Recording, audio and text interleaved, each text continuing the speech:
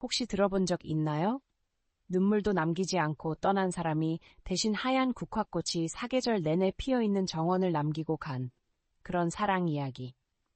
30살의 한 청년, 젊은 화가, 그리고 50살의 한 여인, 산속에 홀로 살아가는 고독한 사람. 그들은 만났고 사랑에 빠졌고 그리고 아무 말 없이 이별했어요. 하지만 그 사랑은 청년의 남은 인생 전체를 단 하나의 그림자만 남긴 채 물들여 버렸습니다. 이것은 눈물로 얼룩진 비극적인 사랑 이야기가 아닙니다. 오히려 너무도 조용하게 가슴 깊이 스며드는 가슴을 저미는 듯한 부드러움으로 심장을 두드리는 사랑이에요. 이 이야기를 들어볼 준비 되셨나요? 서울 외곽의 작은 골목, 낡은 석주 길거리에 가을마다 바스락거리는 낙엽 소리와 바람의 속삭임이 남아있는 곳. 그 한편에 조용히 자리한 카페가 있다. 이름하여 산들바람. 번쩍이는 간판도 시끄러운 음악도 없지만 도시의 분주함 속에 잠시 숨 돌릴 수 있는 작은 쉼터 같다.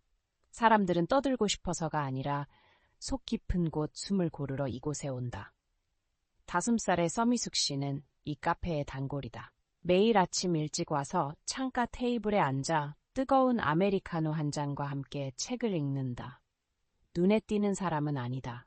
평범한 옷차림, 단정한 짧은 머리, 화장기 없는 얼굴이지만 세월이 다듬은 부드러운 인상이 담겨 있다. 누군가는 말한다. 겉으로 드러나지 않아도 오래 들여다볼수록 마음에 깊이 와닿는 오래된 그림 같다고. 미숙 씨의 삶은 한편의 무언 음악 같다. 수년 전 결혼이 이뤄지지 못한 후 혼자 사는 삶을 택했다. 원망도 없고 특별히 바라는 것도 없는 그저 조용한 일상. 아침엔 카페, 오후엔 공원 산책, 저녁엔 라디오를 듣고 일기를 쓰는 평온한 하루의 연속이다. 그렇게 평온하게 흘러가던 어느 이른 가을 아침, 한재원이라는 3살 청년이 문을 열고 들어왔다. 흰 티셔츠, 메고 온 배낭, 키가 크고 마른 체형. 자유계약 프로그래머인 그는 도시에서 벗어나 기분 전환을 위해 이곳에 이사온 참이었다. 복잡했던 상처들은 도시에 대한 흥미조차 앗아갔다. 첫날 산들바람에 들어온 그는 창가 쪽 테이블을 잡았고 어쩐지 그 옆이 미숙 씨 자리였다. 그는 아이스 커피를 주문하고 노트북을 펼쳤지만 눈을 들어 마주친 그녀의 모습에 마음이 따뜻해졌다. 창문 너머 들어온 햇살 속에서 그녀의 미소는 아침 이슬처럼 맑았다. 이유는 알 수 없었지만 왠지 마음이 포근했다. 다음 날도 그 다음 날도 그는 같은 시간, 같은 자리, 같은 아이스 커피를 주문했다. 그리고 또 그녀의 조용한 모습. 이들은 아직 말을 건네진 않았다. 다만 서로의 존재를 조용히 확인하는 듯했다. 그러던 어느 날 아침, 미숙 씨가 흰 자수 손수건을 깜빡 두고 가고 말았다. 그걸 본 재원은 따라가다가 돌려주며 물었다. 자수 손수건, 이거 선생님 거 아니신가요? 미숙 씨는 깜짝 놀라며 웃었다. 아이고 고마워요. 이러 진짜 깜빡쟁이 되겠네. 재원은 부드럽게 말했다. 괜찮습니다. 자수가 참 예쁘네요. 고전적인 느낌이에요. 미숙 씨 음을 지으며 말했다. 고전적이라는 표현이 듣기엔 늙었다는 말로 들리는 건 아닌가요? 재원도 웃음을 터뜨렸다. 그녀가 생각보다 유쾌하고 재치 있는 사람이란 걸 알게 되었다. 그날 이후 이들은 조금씩 말을 나눴다. 책 이야기, 카페 새 디저트. 그러다 점점 더 깊은 이야기로 이어졌다. 삶, 지나온 날들, 말하지 못한 아픔들에 대해. 미숙 씨는 과거 문학교사였다고 했다. 그녀가 시와 책에 대해 이야기할 때 목소리는 구름처럼 부드러웠다. 좋아했던 일, 그러나 가족사와 건강 문제로 뒤로 물러나야 했던 날들. 소셜 네트워크도 하지 않고 외로웠지만 자발적으로 선택한 고요한 삶에 대해 담담히 이야기했다. 재원은 말했다.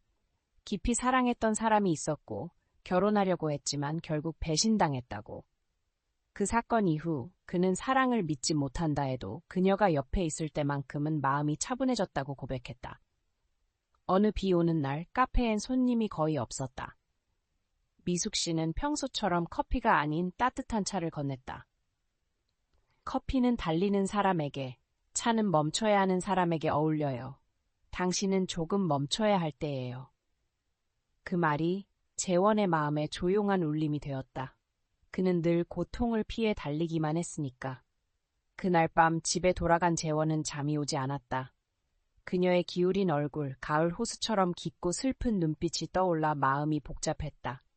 그것은 단순한 호감이 아닌 무언가 더 깊은 감정이 솟아오름이었다. 시간이 흘러 그들은 어느새 서로의 일상이 되었다. 아침엔 그녀가 먼저, 그가 따라 들어와 그들의 하루가 함께 시작됐다. 책 읽는 사람과 키보드를 두드리는 사람이 가끔 서로 시선이나 말을 나누며 조용히 웃었다. 두 사람 사이가 사람들의 눈에 띄기 시작했다. 누군가는 수군거렸다. 왜 젊은 남자가 나이 많은 여자와 어울리지? 그분이 외로워서 그래. 미숙 씨는 그 말을 들었다. 아프지 않았다면 거짓이겠지만 그녀는 이미 그런 시선에 익숙했다. 다만 이번만은 재원의 시선이 더 그랬다. 그래서 마음이 더 난처했다. 어느 날 아침 재원이 자작한 작은 케이크를 들고 와 이렇게 말했다. 선생님 옆에 있으면 마음이 편해요. 몇 년만 더 일찍 만났더라면 제 인생이 달랐을 것 같아요. 미숙 씨는 한참 그를 바라보다가 슬프게 미소 지었다. 그날 밤 그녀도 잠들지 못했다. 청춘의 기억, 지난 결혼 생활, 어두운 방에서 아팠던 날들이 주마등처럼 스쳤다. 그리고 오랜만에 자신에게 물었다. 내가 아직 설레어도 되는 걸까? 이 낡은 마음이 다시 한번 사랑해도 되는 걸까? 그로부터 일주일이 지나 그녀는 거리두듯했다. 늦게 왔다가 먼저 간 날들이 많아져 대화도 줄었다. 재원은 눈치챘지만 묻지 않았다. 다만 조용히 지켜봤다. 그러다 어느 날 그들이 함께 앉던 테이블 위에 쪽지를 남겼다. 재원 씨, 제가 한 사람의 여자였다는 걸 다시 기억하게 해주셔서 감사합니다. 하지만 저는 두려워요. 세상의 시선이 또 제 마음이 다시 상처받을까봐, 그리고 무엇보다 당신이, 아직 앞날이 긴 당신이 상처받을까 두려워요. 제 곁에 있던 당신을 잊어주세요. 마치 그 계절이 없는 것처럼. 그가 쪽지를 읽는 순간 빗방울이 쏟아졌다. 하늘도 울고 있었다. 하지만 그 자리에 앉아있을 순 없었다. 그는 비가 내리는 골목길을 달렸고 마침내 그녀를 찾았다. 그녀는 근처 현관처마 밑에 비를 피해 서 있었다. 그는 소리쳤다. 선생님, 난 나이도 사람들의 시선도 상관 안 해요. 그냥 매일 당신을 볼 수 없다면 살 수 없을 것 같아요. 미숙 씨가 돌아섰다. 눈엔 비인지 눈물인지 모를 맺힌 빛이 흘렀다. 책 읽는 사람과 키보드를 두드리는 사람이 가끔 서로 시선이나 말을 나누며 조용히 웃었다. 두 사람 사이가 사람들의 눈에 띄기 시작했다.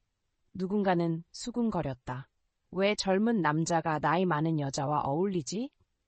그분이 외로워서 그래. 미숙 씨는 그 말을 들었다. 아프지 않았다면 거짓이겠지만 그녀는 이미 그런 시선에 익숙했다. 다만 이번만은 재원의 시선이 더 그랬다. 그래서 마음이 더 난처했다. 어느 날 아침 재원이 자작한 작은 케이크를 들고 와 이렇게 말했다. 선생님 옆에 있으면 마음이 편해요. 몇 년만 더 일찍 만났더라면 제 인생이 달랐을 것 같아요. 미숙 씨는 한참 그를 바라보다가 슬프게 미소 지었다. 그날 밤 그녀도 잠들지 못했다. 청춘의 기억, 지난 결혼 생활, 어두운 방에서 아팠던 날들이 주마등처럼 스쳤다. 그리고 오랜만에 자신에게 물었다. 내가 아직 설레어도 되는 걸까? 이 낡은 마음이 다시 한번 사랑해도 되는 걸까? 그로부터 일주일이 지나 그녀는 거리두듯했다. 늦게 왔다가 먼저 간 날들이 많아져 대화도 줄었다. 재원은 눈치챘지만 묻지 않았다. 다만 조용히 지켜봤다. 그러다 어느 날 그들이 함께 앉던 테이블 위에 쪽지를 남겼다. 재원 씨, 제가 한 사람의 여자였다는 걸 다시 기억하게 해주셔서 감사합니다. 하지만 저는 두려워요. 세상의 시선이 또 제 마음이 다시 상처받을까봐, 그리고 무엇보다 당신이, 아직 앞날이 긴 당신이 상처받을까 두려워요. 제 곁에 있던 당신을 잊어주세요. 마치 그 계절이 없는 것처럼. 그가 쪽지를 읽는 순간 빗방울이 쏟아졌다. 하늘도 울고 있었다. 하지만 그 자리에 앉아 있을 순 없었다. 그는 비가 내리는 골목길을 달렸고 마침내 그녀를 찾았다. 그녀는 근처 현관처마 밑에 비를 피해 서 있었다. 그는 소리쳤다. 선생님, 난 나이도 사람들의 시선도 상관 안 해요. 그냥 매일 당신을 볼 수 없다면 살 수 없을 것 같아요. 미숙 씨가 돌아섰다. 눈엔 비인지 눈물인지 모를 맺힌 빛이 흘렀다. 그가 다가와 한 장의 그림을 내밀었다.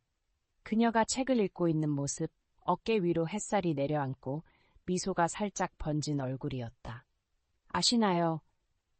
저는 오래전부터 선생님을 그려왔어요. 처음 카페에서 뺀 그 순간부터요. 하지만 보여드릴 수 없었어요. 혹시 선생님이 절 영영 멀리할까 봐요. 그녀는 그림을 바라보며 눈물을 흘렸다. 재원이 다시 말했다. 전 어린애가 아니에요. 선생님이 어떤 생각을 하시는지 알아요. 나이 차이, 세상의 시선, 선생님이 저에게 상처를 줄까봐 두려우신 거죠. 그런데 제 감정은요? 선생님 없는 하루하루가 얼마나 공허했는지 아세요? 그녀는 참지 못하고 울음을 터뜨렸다. 처음으로 감정을 억누르지 않았다. 미안해요. 나는 너무 오래 남의 시선을 의식하며 살았어요. 내 마음이 진짜라는 걸 잊을 만큼요. 그는 그녀의 손을 꼭 잡았다. 따뜻하게. 행복해지기 위해 꼭 남들과 같을 필요는 없잖아요. 그렇죠? 그날 이후 그녀는 다시 산들바람 카페를 찾았다. 하지만 이번엔 혼자가 아니었다. 동네 사람들은 수군거렸다. 저게 뭐람? 나이 차이 20살은 날 텐데? 젊은 남자가 왜 엄마뻘이랑 붙어 다녀? 이상하지 않아? 그런 말들이 처음엔 그녀의 마음을 찢었다. 어떤 날은 핑계를 대며 가지 않았고 어떤 날은 말없이 앉아만 있었다. 재원은 강요하지 않았다.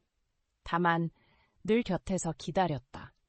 그녀가 한 걸음만 내디뎌도 그는 10걸음을 내디딜 준비가 되어 있었다.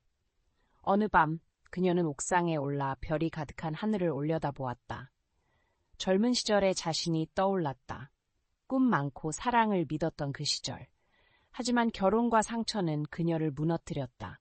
그 후로 오랫동안 그녀는 그저 존재할 뿐이었다. 누군가의 사랑을 기대할 수도 없었고 자신조차 사랑하지 않았다. 그런데 지금 그런 사람이 나타난 것이다. 그녀는 되려 두려웠다. 세상은 언제나 잔인하지 않았던가? 다음 날 그녀는 공원에서 그와 만났다. 그리고 말했다. 나는 이기적일 수 없어. 너는 미래가 있는 사람이야. 너에겐 나보다 더 잘 어울리는 젊은 여자가 있을 거야. 나는 내 속에 가득한 열등감 때문에 너를 잡을 수 없어. 재원은 반박하지 않았다. 다만 조용히 물었다. 만약 내가 90살이고 사랑하는 여자가 30살이라면 세상은 우리를 비난할까요? 그녀는 말을 잇지 못했다. 그런데 왜 내가 선생님을 사랑하면 안 되는 거죠? 단지 여자가 나이가 많다는 이유로? 그녀는 고개를 떨구며 눈물을 흘렸다. 난 네가 후회할까봐 무서워. 내가 네 삶의 짐이 될까봐 너무 많이 다쳐봤기에 이젠 내 마음을 지키고 싶었어. 재원은 떨리는 목소리로 속삭였다. 나는 안전함이 필요하지 않아요. 사랑이 필요해요. 그리고 선생님을 사랑하는 것이 상처가 되어도 절대 후회하지 않을 거예요. 그 말은 그녀의 가슴 깊은 곳, 감정을 가두고 희망을 밀어냈던 그곳을 건드렸다. 그날 밤 그녀는 거울 앞에 오래 앉아 있었다. 이제는 젊은 여자가 아니지만 재원의 눈엔 여전히 매일 함께 있고 싶은 여자였다. 30대는 아니지만 진심으로 사랑할 수 있고 더 깊고 부드럽게 감정을 나눌 수 있는 사람. 그녀는 처음으로 스스로에게 물었다. 내 마음에 진실하지 못하고 살아간다면 과연 평온하게 죽음을 맞이할 수 있을까? 한 달 후 그녀는 재원의 손을 잡고 동네 겨울 축제에 참석했다. 모든 사람이 볼 수 있도록 여전히 사람들의 시선은 있었다. 하지만 이번엔 그녀는 고개를 숙이지 않았다. 그녀는 웃으며 그의 손을 더욱 꽉 잡았다. 50세의 한 여인이 오랜 시간 닫혀있던 마음을 열고 드디어 자신의 진심으로 한 걸음 내디뎠다. 세상에 무언가를 증명하기 위함이 아니라 단지 자신의 심장을 따라 살아보기 위해서. 미숙 씨와 재원의 사랑은 수많은 시련을 지나 마침내 새로운 장으로 들어섰습니다. 산들바람 카페에서 은밀히 나눴던 대화들은 이제 거리 위에서도 사람들의 시선 앞에서도 숨기지 않고 부끄러움 없이 손을 맞잡는 용기로 바뀌었습니다. 하지만 삶은 동화처럼 단순하지 않았죠. 사랑을 드러낸 대가로 마주한 것은 속삭임, 날선 시선, 그리고 말없는 상처들이었습니다. 어느 날 오전 미숙 씨가 일하던 작은 서점에서 친척 언니, 같은 동네에 사는가 찾아와 실망과 분노 섞인 눈빛으로 목소리를 높였습니다. 우리 동네 사람들이 다 수군거린다며 20살이나 어린 남자랑 엮여서 집안 체면이 훼손됐다. 너무 우스꽝스럽고 이기적이다라며 몰아붙였습니다. 미숙 씨는 묵묵히 책을 선반에 내려놓았지만 그 말 한마디 한마디가 마치 바늘처럼 가슴을 찔렀습니다. 자신이 이제는 강해졌다고 생각했지만 마음은 여전히 여린 살결처럼 부서지기 쉬웠습니다. 그날 이후 미숙 씨는 다시 카페에 가지 않았습니다. 재원 때문도 언니 때문도 아닌 마음이 너무 복잡했기 때문입니다. 이혼 후 오랜 세월 혼자 지내며 외로움에 익숙해진 그녀는 오랜만에 열린 마음으로 누군가를 받아들였습니다. 그저 외로움 때문이 아닌 재원의 눈빛 속에서 진짜 살아있음을 느꼈기 때문입니다. 그러나 세상의 시선이란 높고 견고한 벽처럼 다가왔죠. 전화기엔 재원의 안부 메시지가 끊이지 않았지만 그녀는 답장할 용기를 내지 못했습니다. 그 와중에 재원도 어머니 압박에 시달리고 있었습니다. 엄격한 어머니는 반대 의사를 분명히 했습니다. 내 세대를 뛰어넘는 사랑이라며 불쾌해했고 동네 눈치를 걱정했죠. 재원은 다투지 않았습니다. 그저 말했죠. 어머니, 전 그녀를 사랑해요. 그녀는 보여주려고 애쓰지 않아도 나를 있는 그대로 사랑해준 첫사람이에요. 하지만 어머니는 믿지 못했습니다. 희한한 사랑을 향한 미래가 두려웠죠. 그날 밤 재원은 한참을 미숙 씨 댁 앞에 서 있었습니다. 초봄 찬바람에 복사꽃잎들이 흩날리는 가로등 아래 깊은 밤이 되고서야 미숙 씨는 문을 열었습니다. 두 사람은 말없이 마주 섰고 결국 미숙 씨가 조용히 입을 열었습니다. 재원아, 네가 고생할 필요 없어. 네가 뭘 잘못했는지 아냐? 아니야. 네가 이끌려 한 게 아니라 네 삶에 충실했던 것뿐이야. 네 엄마도 네 입장에서 보면 이해가 되지만 나도 엄마였잖니. 재원은 눈물 맺힌 눈으로 대답했습니다. 엄마도 결국 이해할 수 있는 분이실 거예요. 저는 이미 어른이라 행복을 선택할 권리가 있어요. 세상이 등을 돌려도 저는 선생님이 세상이에요. 미숙 씨는 웃었지만 목소리는 떨렸습니다. 너 참 맹하구나. 하지만 고마워. 이후 두 사람은 조금씩 거리를 뒀습니다. 헤어진 건 아니었지만 둘 다 시간과 여유가 필요했죠. 감정뿐 아니라 책임과 용기를 배우기 위한 시간이었습니다. 그 사이 재원은 계속 그림을 그렸습니다. 그의 작품 속에는 미숙 씨가 늘 있었습니다. 창가에 앉아 책을 읽는 모습, 바에 복사꽃길을 걷는 자태, 다정히 차를 마시는 순간들. 그 그림들은 따스하고 부드러운 빛으로 가득했으며 잔잔한 기억 하나하나를 마음에 간직한 듯했습니다. 마침내 그는 소규모 전시회를 열었고 제목은 그녀의 새벽이었습니다. 미숙 씨가 갤러리 문을 열고 들어서자 공간은 고요해졌습니다. 가장 큰 작품, 햇살 아래 미소 짓는 그녀의 초상화, 앞에서 관객들은 말했습니다. 이 그림, 사랑이 보인다. 사람들은 조용해졌습니다. 더 이상 수군거리지 않았고 재원 눈빛에서 존경과 이해, 진심 어린 사랑을 읽기 시작했죠. 며칠 후 재원의 어머니가 미숙 씨를 찾아왔습니다. 분노한 얼굴이 아니라 주저하면서도 받아들이려는 태도였습니다. 처음엔 내 마음이 길 잃었다고 했는데 어머니는 고백했습니다. 지금 보니 아이가 가장 진실된 모습을 보였어요. 나도 여자였어요. 내 사랑을 빼앗은 게 아니라 내게 사랑을 배우게 해준 사람이었다는 걸요. 그 진심 어린 대화 중 미숙 씨는 눈물을 흘렸습니다.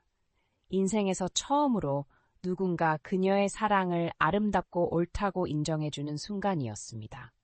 늦봄의 어느 오후, 재원은 야생화 한 송이를 조심스레 건네며 말했습니다. 저는 선생님 곁에서 살고 싶습니다. 화려한 결혼식은 바라지 않아요. 매일 눈 뜨면 선생님을 볼 수 있는 것만으로 충분해요. 미숙 씨는 아무 말 없이 단단히 웃었고 그 손을 꼭 잡았습니다. 올해 복사꽃은 현관 앞에 흰 꽃망울을 가득 달았습니다. 이웃의 시선은 점점 달라졌습니다. 더 이상 수군거리지 않고 이 사랑을 진실하게 보기 시작했죠. 사람들은 그녀를 더 부드럽고 밝게 보았고 재원의 배려와 정성을 인정했습니다. 어느 날 두 사람은 강가 벤치에 앉았습니다. 재원이 물었습니다. 다음 생에 태어난다면 저를 더 일찍 만나고 싶으실까요? 미숙 씨는 먼 하늘을 응시하다 답했습니다. 아니요. 일찍 만났더라면 당신이 아직 나를 그렇게 사랑할 만큼 깊이 알지 못했을 거예요. 그리고 나도 그때 당신을 사랑할 용기가 없었을 테고요. 두 사람은 웃었고 더 이상 설명도 시선도 두려워하지 않았습니다. 비록 쉽지 않은 길이었지만 그 사랑은 진짜 삶이 되었으니까요. 부드럽고 고요하며 완전한. 그 진심 어린 대화 중 미숙 씨는 눈물을 흘렸습니다. 인생에서 처음으로 누군가 그녀의 사랑을 아름답고 옳다고 인정해주는 순간이었습니다. 늦봄의 어느 오후, 재원은 야생화 한 송이를 조심스레 건네며 말했습니다. 저는 선생님 곁에서 살고 싶습니다. 화려한 결혼식은 바라지 않아요. 매일 눈 뜨면 선생님을 볼 수 있는 것만으로 충분해요. 미숙 씨는 아무 말 없이 단단히 웃었고 그 손을 꼭 잡았습니다. 올해 복사꽃은 현관 앞에 흰 꽃망울을 가득 달았습니다. 이웃의 시선은 점점 달라졌습니다. 더 이상 수군거리지 않고 이 사랑을 진실하게 보기 시작했죠. 사람들은 그녀를 더 부드럽고 밝게 보았고 재원의 배려와 정성을 인정했습니다. 어느 날 두 사람은 강가 벤치에 앉았습니다. 재원이 물었습니다. 다음 생에 태어난다면 저를 더 일찍 만나고 싶으실까요? 미숙 씨는 먼 하늘을 응시하다 답했습니다. 아니요. 일찍 만났더라면 당신이 아직 나를 그렇게 사랑할 만큼 깊이 알지 못했을 거예요. 그리고 나도 그때 당신을 사랑할 용기가 없었을 테고요. 두 사람은 웃었고 더 이상 설명도 시선도 두려워하지 않았습니다. 비록 쉽지 않은 길이었지만 그 사랑은 진짜 삶이 되었으니까요. 부드럽고 고요하며 완전한. 하지만 그는 고개를 저었다. 아니에요. 선생님은 내가 매 순간을 소중히 여기게 해준 사람이에요. 선생님이 약해지셔도 나는 곁에서 돌볼 거예요. 의무가 아닌 내 마음이 원해서요. 내 사랑엔 조건이 없어요. 그날 이후 재원은 그녀에게 서점 일을 그만두고 도시 외곽의 조용한 마을로 함께 이사하자고 제안했다. 햇빛이 잘 드는 정원이 딸린 작은 집. 처음엔 망설였지만 결국 그녀는 동의했다. 그렇게 두 사람은 새로운 삶을 시작했다. 더 이상 사람들의 시선을 의식할 필요도 없었고 설명할 필요도 없었다. 매일 아침 재원이 아침을 차리고 미숙 씨는 차를 끓이고 화분을 돌보며 발코니에서 함께 책을 읽었다. 오후엔 초록으로 가득한 산책길을 따라 걸으며 젊은 시절의 추억부터 아직 살아보지 못한 꿈까지 나누었다. 때때로 그녀는 이혼 후 홀로 지내던 시절을 떠올렸다. 아무런 기대 없이 그림자처럼 조용히 살던 그 시간들. 그러나 이제 그녀는 깨달았다.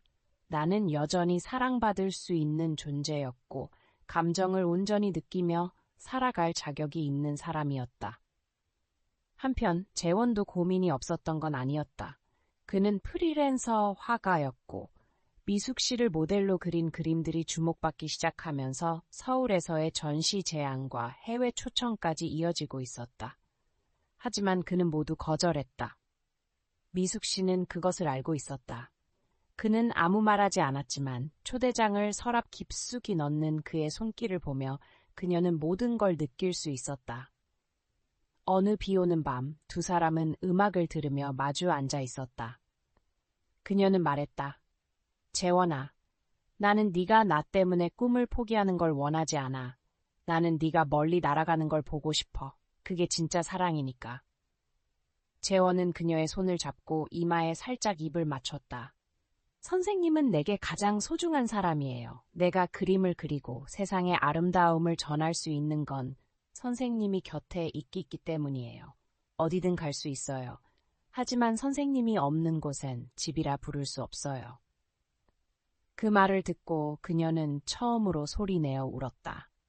슬퍼서가 아니라 잃어버렸다고 생각했던 진짜 행복을 다시 만난 것 같아서였다. 1년 후 두 사람은 그 작은 집의 정원에서 소규모 전시회를 열었다. 도시에서, 옛 동네에서, 멀리서도 많은 사람들이 찾아왔다. 꽃이 만개한 정원 한복판에서 재원은 미숙 씨 곁에 서서 한 작품 한 작품을 소개했다. 매 작품엔 두 사람의 삶이 담겨 있었다. 차를 나누던 아침, 햇살 아래 책을 읽던 오후, 커튼 사이로 바람이 스며들던 저녁, 그녀 눈가의 주름, 그의 눈빛 속 다정함. 관람객들은 더 이상 저 둘이 어떤 사이야? 라고 묻지 않았다. 다만 조용히 속삭였다.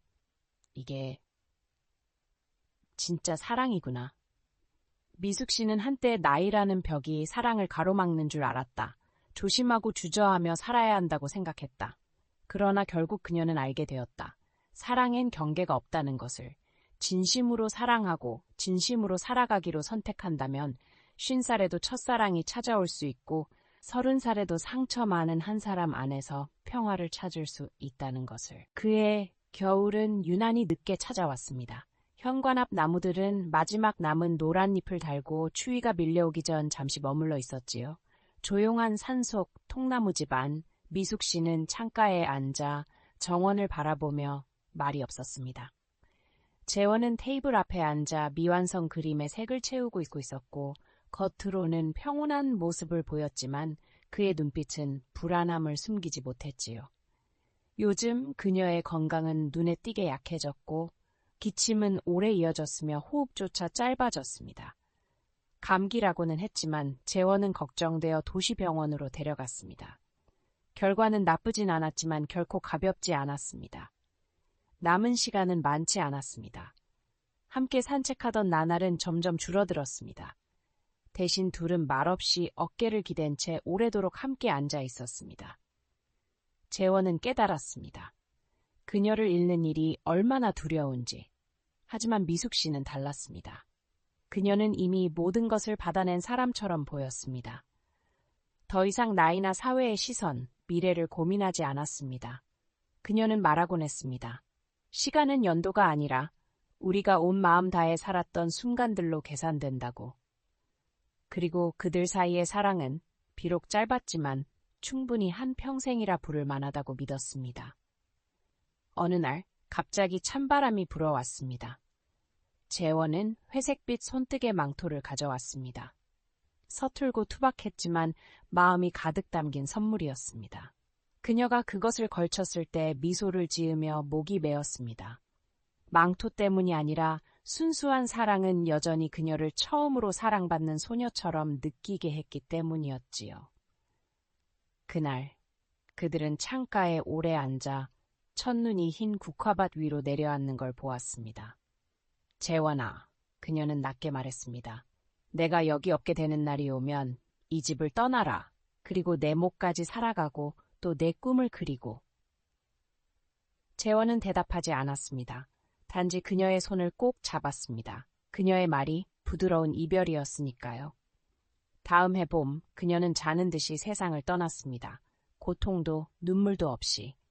다만 그날 밤 재원이 마지막으로 그린 그림, 그녀는 국화밭 한가운데 앉아 부드럽게 웃고 있었습니다를 본 뒤 그녀는 눈을 감았습니다. 꽃잎처럼. 재원은 침대 옆에 오래도록 앉아 아무 말도 하지 못했습니다. 새벽빛이 커튼 틈 사이로 비출 때 망토가 걸린 의자에 햇살이 내려앉았습니다. 그는 그제야 울음을 터뜨렸습니다. 이름 없는 상실의 슬픔이었습니다. 장례는 소박했습니다. 북적거리지 않았고 이웃 몇 명과 옛 친구 몇 명만이 왔습니다. 화환은 없고 그녀가 좋아하던 흰 국화만 있었습니다. 이후 재원은 집 문을 닫고 망토, 마지막 초상화, 스케치북 하나만 들고 떠났습니다. 그는 서울로 돌아가지 않고 산과 어촌, 오래된 마을을 찾아다니며 작은 전시회를 열었습니다. 그림은 한결 차분해졌습니다. 회색과 연갈색, 푸른 회색이 감도는 색채로 바뀌었고 작품마다 정원 한가운데 선 듯 사라지는 듯한 여성의 실루엣이 있었습니다. 비 속에 웃거나 해질녘 뒷모습을 바라보는 그 모습은 누군지 알 수 없었지만 관객들은 모두 그 온화함에 감동받았습니다. 그 후 수년이 흘렀습니다. 그는 여전히 소박하게 살았습니다. 결혼도 화려한 삶도 없었습니다. 사랑은 충분히 한 생을 채웠으니까요. 그는 그림을 그리고 이야기를 그리고 그리고 또 길을 떠났습니다. 매년 봄이면 그는 다시 그 옛집을 찾아갔습니다. 이제는 다른 가족이 사는 그곳. 국화밭은 여전히 있었고 그는 몰래 꽃을 한 송이 내려놓고 처마 아래 앉아 예전 그녀와 대화하듯 속삭였습니다. 어느 날 작은 어촌 마을의 어린 화실에서 한 소녀가 물었습니다. 할아버지, 혹시 사랑해 본 적 있어요? 재원은 미소 지으며 소녀에게 그림 한 장을 내밀었습니다. 회색 망토를 두르고 책을 들고 국화밭에 선 여인의 그림이었습니다.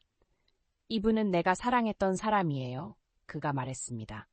내게 삶을 가득 채우는 법을 가르쳐준 분이에요. 나의 첫사랑이자 마지막 사랑이었죠. 그리고 그는 다시 여행을 떠났습니다. 그림으로 추억을 이어가며 그녀가 어딘가에 여전히 존재하길 바라는 듯이 누군가 이해하지 않아도 괜찮았습니다. 단 한 사람이 이 사랑을 함께 했으니까요. 그걸로 충분히 영원했습니다.